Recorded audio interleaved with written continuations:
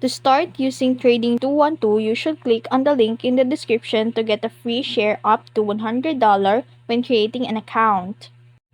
To limit buy on Trading 212, select the pie icon and click the plus button, and then find the stock or asset you wish to buy.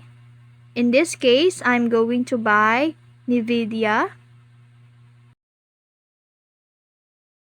Click on it. In here, you will see a quantity.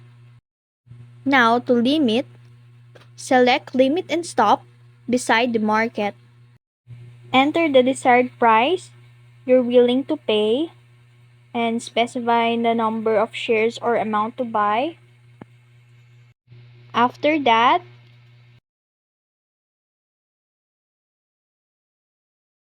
you can now select the confirm buy if you wish to buy it, and that's it. That's how to limit buy on Trading 212. If you found this video helpful, don't forget to like, share, and subscribe to the YouTube channel.